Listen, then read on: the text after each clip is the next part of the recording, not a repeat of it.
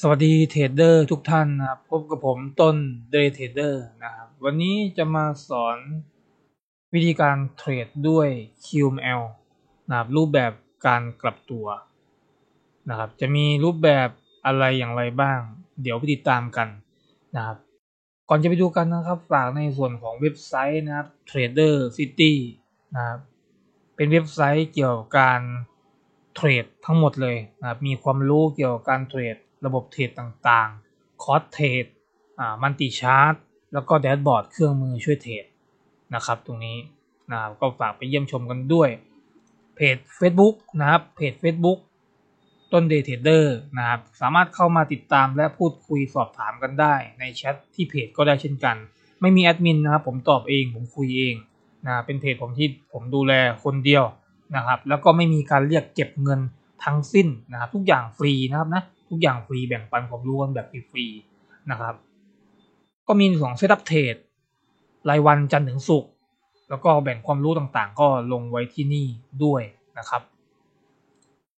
ช่อง YouTube นะครับต้นเดย์เทรดเดอร์นะครับก็เหมือนกันนะครับเป็นอีกช่องทางนะครับในการติดตามในส่วนของเรื่องการอัปเดตราคาทองคำคริปโตการวิเคราะห์ราคารายสัปดาห์ทองคำคริปโตโฟเร็กซ์นะครับแล้วก็รวมไปถึงส่วนของเทคนิคการเทรดต่างๆก็จะลงไว้ที่ช่องนี้ด้วยเช่นกันนะครับโอเคนะครับก็วันนี้เดี๋ยวไปดูในส่วนของรูปแบบ QML นะครับ QML มันเป็นลักษณะหน้าตาอะไรยังไงเดี๋ยวเราไปดูในส่วนของ Structure การวิ่งของแพทเทิร์นนี้ก่อนที่จะไปดูกราฟจริงตัวอย่างที่ผมแนะนำมานะครับมีทั้ง4รูปแบบนะครับ2รูปแบบชุดแรกนะครับจะเป็นรูปแบบการเทรดด้วยการกลับตัวด้วย Bullish QML Bearish QML และอีก2ชุดนะครับอีก2ชุดจะเป็นในส่วนของการเทรดด้วย Bullish follow trend และ bearish follow trend ด้วย QML pattern นะครับทีนี้ไปดูในส่วนของการเทรดด้วย bull และ bear ในส่วนของการเทรดกลับตัวนะครับไปดูในส่วนของ bullish QML ก่อนจะเป็นรูปแบบการเทรด buy เท่านั้นที่แนวรับเพื่อคาดหวังให้ราคากลับตัวขึ้นไปนะครับและราคาจะเป็นขาลงมาเสมอนะครับลักษณะสตรัคเจอร์จะเป็นแบบนี้ครับราคามีการทำโลต่ำลงไฮต่ำลงโลต่ำลงไฮต่ำลงและโลต่ำลงนะครับจากนั้นราคามีการเด้งกลับอย่างรวดเร็วโดยมีการทำไฮสูงขึ้นกว่าไฮรอบที่แล้วนะครับจากนั้นแล้วก็มีการปรับตัวย่อลงมาโดยที่อยู่ระหว่างแถวโซนนี้นี่แถวโซนตรงนี้ครับแต่ไม่ถึง lower low ด้านล่างนะครับจะมาถึงในส่วนของแนวแถว support บริเวณโซน low ก่อนหน้า lower low นะครับแล้วเราก็จะทำการเข้าเทรด buy ครับนะครับเราจะทำการเข้าเทรด buy กันที่บริเวณโซนนี้คาดหวังราคาพุ่งขึ้นไปผมแนะนำอย่างหนึ่งนะครับ QML เนี่ยเหมาะกับการเทรดด้วยหนึ่งนะครับสวิงเทรดสองสายที่ชอบยิงสไนเปอร์นะครับตรงนี้ผมก็เอาไปใช้กับการเทรดด้วยสไนเปอร์เช่นกันหรือจะเทรดตามริดรีวอร์ดก็ได้เช่นกันนะครับก็จะถือว่าเป็นอีกเทคนิคนึงในการเอามาหาจังหวะเข้าเทรดได้เช่นกันตรงนี้นะครับอันนี้คือรูปแบบของ Bullish นะครับ Bullish QML นะครับรีแคปนะครับ High ทำต่ำลง Low ทำต่ำลงราคาเป็นขาลงมานะครับจากนั้นมันจะมีอยู่แท่งหนึ่งหรือชุดหนึ่งเนี่ยรอบหนึ่งเนี่ยที่ราคามีการปรับตัววิ่งเลยปื้ดขึ้นไปทำไฮสูงขึ้นกว่าไฮรอบที่แล้วจากนั้นก็มีการปรับตัวย่อลงมาโดยที่จะมาอยู่แถวโซนโลก่อนหน้าที่จะเขาก่อนหน้าที่เขาจะทำโลว์โลนะครับแล้วก็จะทำการเข้าเทรดบายที่บริเวณโซนนี้นะครับทีนี้ก็ราคาก็น่าจะมีการปรับตัวขึ้นไปอันนี้คือ Bullish QML นะครับตรงนี้นะครับต่อไปดูในส่วนของ bearish QML จะเกิดขึ้นกับแนวต้านเสมอ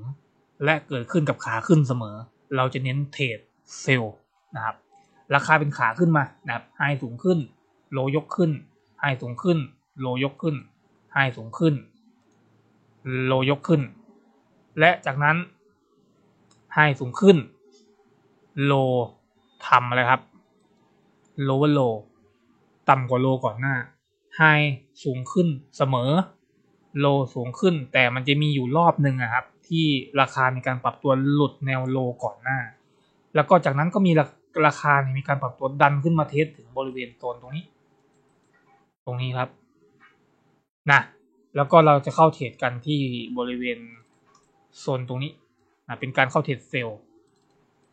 จะสังเกตว่าครับถ้าเพื่อนๆดูมันอาจจะเหมือนในส่วนของ Head and Shoulder แต่จริงๆไม่ใช่นะครับถ้า Head and Shoulder นะครับขอแนะนำเพิ่มเติมนะครับ Head and Shoulder เนี่ยมันจะเป็นแบบนี้ครับเพื่อนๆอันนี้คือ Head and Shoulder มันจะเป็นแบบนี้ครับมีการทำไหล่ซ้ายหัวแล้วก็ไหล่ขวาแล้วก็ลงอย่างนี้ใช่ไหมนะครับแต่สังเกตอะไรครับที่มันต่างกันเพื่อนๆดูตรงนี้โลมันต่ำลงแต่ Head and Shoulder เนี่ยโลเขาจะอยู่ใกล้เคียงกันมันจะเป็นลักษณะประมาณนี้นะครับซึ่งอันนี้คือ Head and Shoulder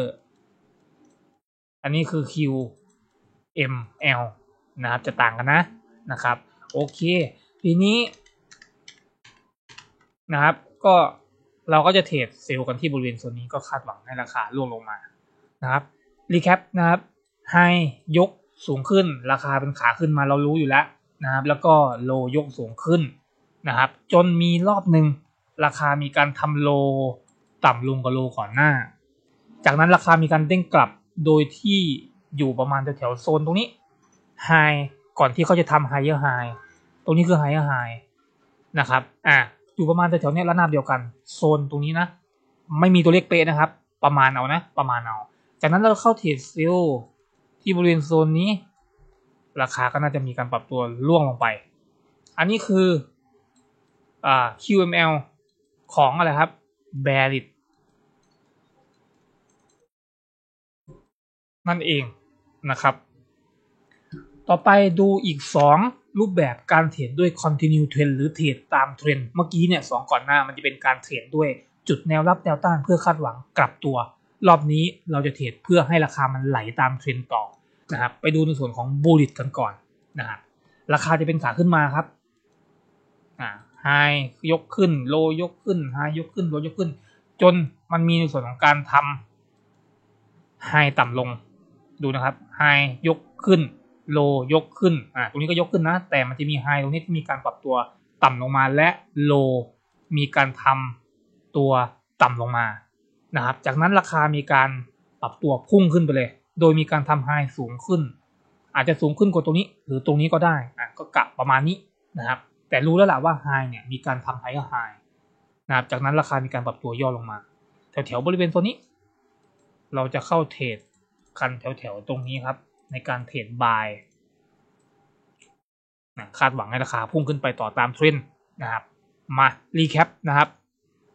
ราคาเป็นขาขึ้นเรารู้อยู่แล้วเพราะอะไรรู้ไหมถึงรู้ว่าเป็นขาขึ้นไฮยกขึ้นโลยกขึ้นมันเป็นสตรัคเจอร์แบบเบสิกมากๆนะครับไฮยกขึ้นโลยกขึ้นจนมันจะมีอยู่รอบนึงที่ไฮมีการปรับตัวต่ำลงหมายว่ามันไม่ได้ขึ้นไปถึงหรือว่าสูงกว่ามันต่ำกว่าและแถมยังมีการทำโลต่ำลงด้วยประมาณนี้นะครับจากนั้นมันจะมีอีกรอบนึงที่ราคามีการพุ่งปื๊ดขึ้นไปข้างบนเลยและทะลุในส่วนของไฮตรงนี้ทำไฮสูงขึ้นนั่นเองนะเป็นไฮก็ไฮแล้วทีนี้แล้วก็จะมีจังหวะที่ราคามีการปรับตัวย่อลงมาหาตรงนี้ซึ่งมันจะอยู่ระนาบเดียวกันกับแถวๆก่อนที่มันจะทำโลว์โลเราก็จะเทรดบายกันที่บริเวณโซนนี้ที่บริเวณโซนนี้นะครับบายจากนั้นราคาก็ปรับตัวขึ้นไปนะครับตรงนี้ต่อไปนะครับ Bearish QML เป็นการเทรดด้วยขาลงนะเป็นการ follow trend ขาลงนะครับมันเป็นยังไงเดี๋ยวไปดูนะครับราคาจะเป็นขาลงลักษณะประมาณนี้โลต่ำลงไฮต่ำลงโลต่ำลงไฮต่ำลงนะครับจนมีในส่วนของการทำโลยกขึ้นไฮยกขึ้นครับนะดูดีนะมีการทำไฮต่ำลงโลต่ำลงจากนั้นโลยกขึ้นไฮยกขึ้นนะครับเราจะมีรอบหนึ่งที่ราคาลงมาข้างล่างตรงนี้ทะลุกลับลงมาเลยนะเป็นโลว์โลเลยต่ำกว่าโลที่เกิดก่อนหน้านะครับจากนั้นราคาก็จะมีการเด้งกลับขึ้นไป ก็ดูจังหวะรอบตรงนี้นะครับราคาอาจจะขึ้นมาแถวๆตรงนี้นะครับแถวบริเวณโซนนี้ที่เป็นในส่วนของระนาบเดียวกันกับในส่วนของการทำไฮก่อนที่เขาจะทำไฮไฮตรงนี้นะครับเราก็จะเทรดเซลล์ครับช็อตโพซิชันที่บริเวณโซนนี้ก็ลุ้นราคามีการปรับตัวร่วงลงมา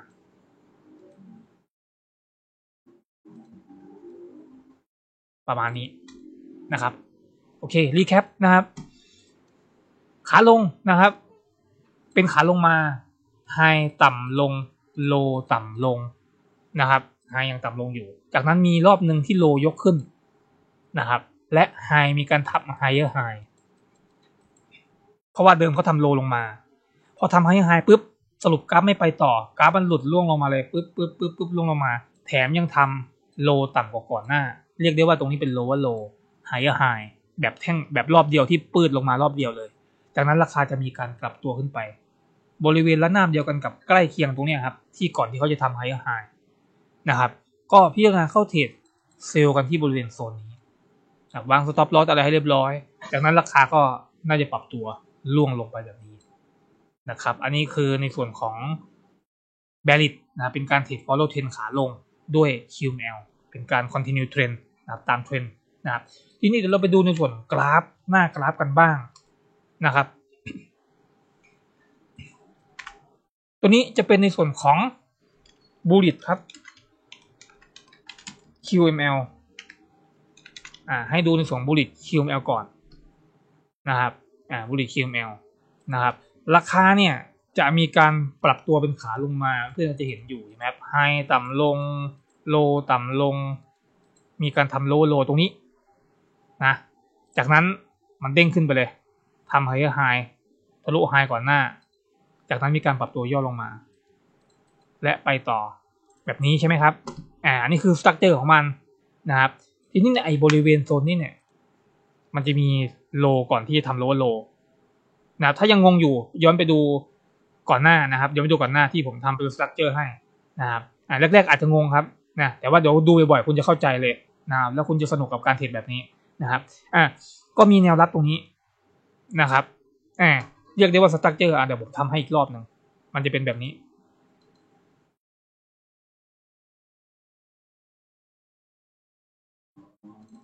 นะครับเนี่ยตรงนี้คือตรงนี้นะ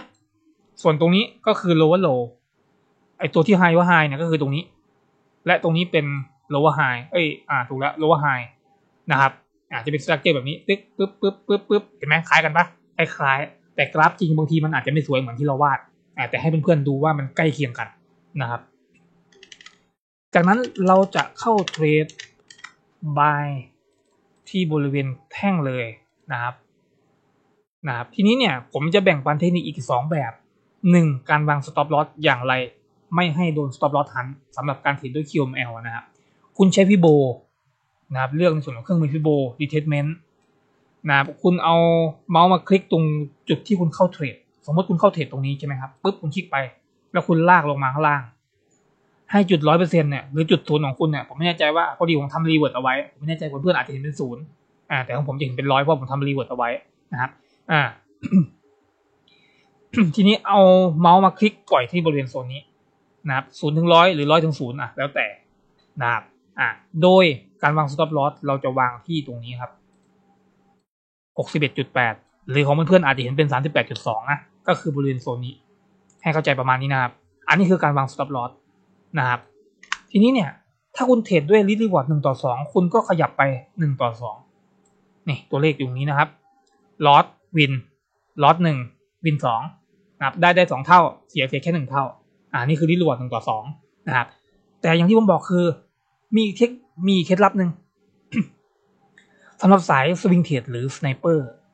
นะครับผมแนะนำใช้ฟิโบอีกรอบนึงมาเอาอีกรอบเมื่อกี้ใช้ฟิโบในส่วนของการหา stop loss ทีนี้เราจะใช้ฟิโบในส่วนของการหาจุด TP ทำกำไรที่มีประสิทธิภาพนะครับนะโดยคุณลากจากจุดล่างสุด lower low นะก่อนที่คุณจะเข้าเทรดนะ lower low ไม่ใช่ตรงนี้นะตรงนี้ lower low ลากขึ้นไปหาจุด higher high ที่การทำ high ก่อนหน้าตรงนี้นะครับประมาณนี้ปึ๊บให้คุณดูที่ตัวเลข 161.8 ก็คือตรงนี้ประมาณเอานะครับนะต้องประมาณเอา มันไม่มีตัวเลขที่ชัดเจนนะครับกะเอานั่นเองนะครับแล้วคุณก็เอาฟิโบออกไปจะได้ไม่ลายตาทีนี้คุณลากในส่วนของการ TP ของคุณขึ้นมาคาดหวังเอาไว้ตรงนั้นแถวๆตรงนี้นะครับก็ลากออกมานั่นหมายว่าคุณจะได้ TP ประมาณตรงบริเวณโซนนี้ซึ่ง Risk Reward ตอนนี้มันอยู่ที่ประมาณ1 ต่อ 3.89 โดยประมาณนะครับโดยประมาณนะครับถือว่าค่อนข้างเยอะนะครับเป็นการ TP ที่มีประสิทธิภาพกินคำใหญ่นะครับกินคำใหญ่หรือถ้าเกิดคุณจะใช้ในส่วนของ Risk Reward 1 ต่อ 2ก็ได้เช่นกันก็ไม่ได้มีปัญหาอะไรก็ทำได้หมดนะครับก็คือเทคนิควาง Stop Loss แล้วก็หาจังหวะ TP จะเป็นประมาณนี้อันนี้คือรูปแบบในส่วนของ Bullish นะครับ QML นะครับแคปนะรีแคปใหม่นะราคาเป็นขาลงมานะครับจากนั้นโลมีการทำต่ำลงกระโดดขึ้นมาทำไฮเออร์ไฮแล้วก็มีการย่อลงมาทำไฮเออร์โลนะครับเป็นลักษณะประมาณนี้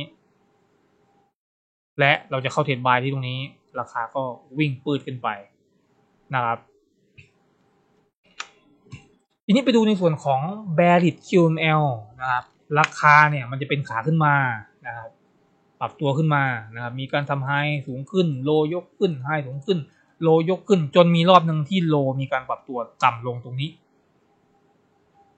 นะครับแล้วก็ราคามีการขึ้นมาเทสในส่วนของแนวต้านจากนั้นก็มีการปรับตัวล่วงลงนี่คือสตรัคเจอร์ก่อนผมว่าให้ดูจะเป็นแบบนี้นะครับลักษณะประมาณนี้นะ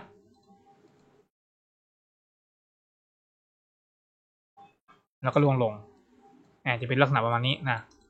อันที่ผมว่าอาจจะดูสวยกว่าแพทเทิร์นจริงนะครับอย่างที่ผมบอกคือกราฟจริงมันจะไม่สวยเหมือนที่เราวาดนะครับแต่ให้ดูมันจะเป็นคล้ายๆกันจุดนี้คือตรงนี้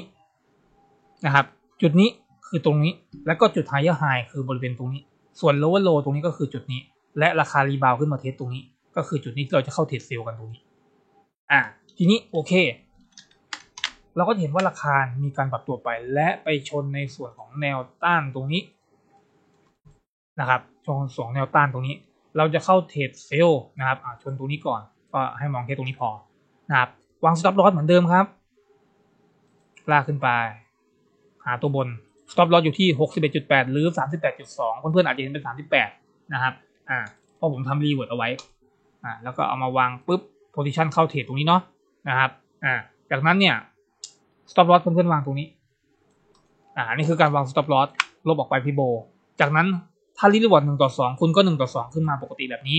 แต่ถ้าคุณยิงสไนเปอร์หรือต้องการแบบประสิทธิภาพสูงสุดใช้พี่โบอีกครั้งหนึ่งลากลงมาหาจุด lower low high high หา lower low คุณจะเห็นจุดที่เป็น 161.8 ตรงนี้ปื๊ดลากมาเลยครับแล้วทีนี้คุณลากไอตัว forecast GP ของคุณลงมาข้างล่างก็จะประมาณนี้คุณจะได้ GP ประมาณนี้ที่เรียกว่า1 ต่อ 3.8 ก็ค่อนข้างคุ้มนะครับตรงนี้อันนี้ก็จะเป็นรูปแบบในส่วนของการเทรดด้วยbearish นะครับbearish QML นะครับตรงนี้เป็นรูปแบบของ bearish QML นะครับเป็นการเทรดด้วยกันกลับตัวลงมานะครับทีนี้ไปดูในส่วนของอีก2รูปแบบแรกเป็นการเทรดตามเทรนขาลงนะครับตามเทรนขาลงนะครับราคาเป็นเทรนนะเห็นไหมดูด้วยตาเปล่านะครับราคาเป็นเทรนลงมาขาลงนะครับเอาง่ายๆนะครับจากนั้นเพื่อนๆก็จะเห็นว่าไฮทำต่ำลงโลทำต่ำลงปกติแต่รอบนี้ไฮมีการยกขึ้นเห็นไหมตรงนี้มันยกสูงขึ้นนะจากนั้นโลมีการทำต่ำลง lower low และราคามีการรีบาวขึ้นมาเทสแนวขนานกันกับตรงนี้แล้วก็จะเทรดเซลล์กันตรงนี้ราคาก็จะมีการปรับตัวลงไปนะครับลักษณะจะเป็นแบบนี้นะครับทำโลต่ำลงจากนั้นทำไฮสูงขึ้นและโลต่ำลงจากนั้นมีการรีบาวขึ้นมาเทสและราคาก็ล่วงลงไปนะครับจุดนี้ก็คือตรงนี้จุดตรงนี้ก็คือตรงนี้ไฮเออร์ไฮตรงนี้ก็คือจุดนี้โลเวอร์โลตรงนี้ก็คือจุดนี้ส่วนตรงนี้คือจุดที่เราจะเข้าเทรดเซลล์จะเป็นลักษณะประมาณนี้นะครับโอเคทีนี้เนี่ยไปดูจุดเข้าเทรดเราจะเข้าเทรดตรงนี้ราคามันรีบาวขึ้นมาเทสเห็นไหมครับจะพอดีเลยเห็นไหมจะพอดีเลยเราก็ทำการวางออเดอร์ ช็อตนะครับวางออเดอร์ช็อตโพซิชันนะครับสมมติคุณเข้าที่แท่งปิดคุณก็จะต้องเข้าที่แท่งปิดข้างล่างตรงนี้นะครับอาจจะเข้าช้าหน่อยนะครับ stop loss ก็อย่างที่ผมบอกคือคุณลากขึ้นมานะครับประมาณตรงนี้เท่ากับว่าคุณจะ stop loss อยู่บริเวณแถวปลายก้นแท่งตรงนี้ที่คุณเข้าเทรดไปนะครับแล้วก็เอาฟิโบออกไปจากนั้นจุด TP ถ้ารีดวอร์ด1 ต่อ 2นะครับรีดวอร์ด1 ต่อ 2เนี่ยคุณก็จะอยู่ประมาณตรงนี้แต่ถ้าคุณใช้ฟิโบนะครับลากลงมาจากจุดที่ไฮเนี่ยลงมาหาโลว์โลแล้วคุณดูที่จุด 161.8 เราจะมา TP กันที่บริเวณโซนนี้คุณก็ลากลงมาโฟร์แคส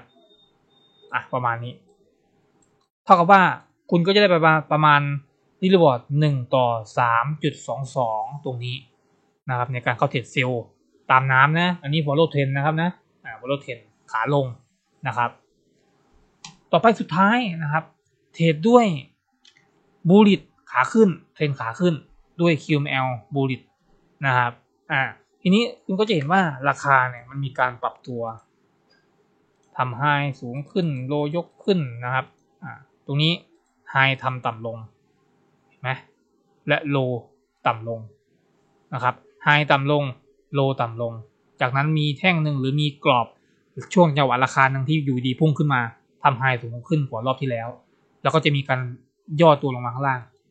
ราคาก็จะเด้งไปนะครับรูปแบบจะเป็นแบบนี้ราคาเป็นขาขึ้นมา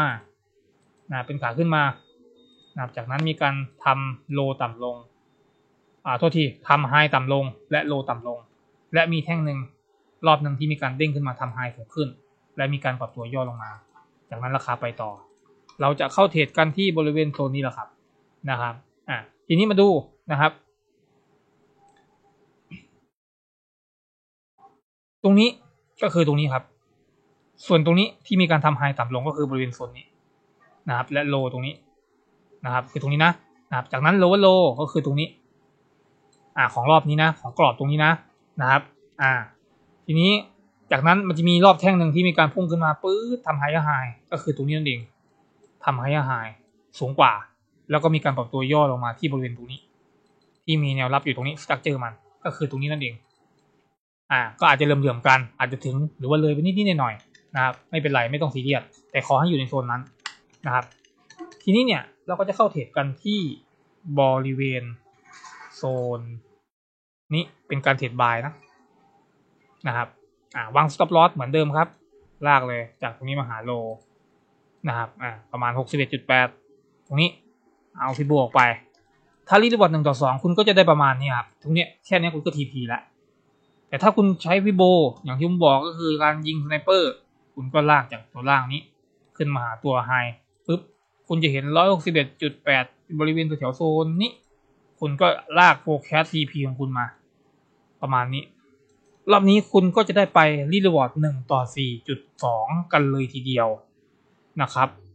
ก็ถือว่าเยอะนะครับซึ่งการ TP การทำกำไรมันก็จะแตกต่างกันไปถ้าเราตามรีวอร์ดเราจะเอาวินเลทที่ชัดเจนก็แนะนำให้คงที่ก็คือ1 ต่อ 2แต่ถ้าคุณต้องการยิงสไนเปอร์หรือคาดหวังกินคำใหญ่ระยะยาวอะไรเงี้ยคุณก็อาจจะใช้ฟิโบในการคาดหวังหาตัว TP นะครับแต่ stop loss ใช้สูตรเดียวกันนะครับลากฟิโบจากจุดที่คุณเข้ามาหาจุด lower low หรือจุด high high ที่ราคาในการปรับตัวลงมา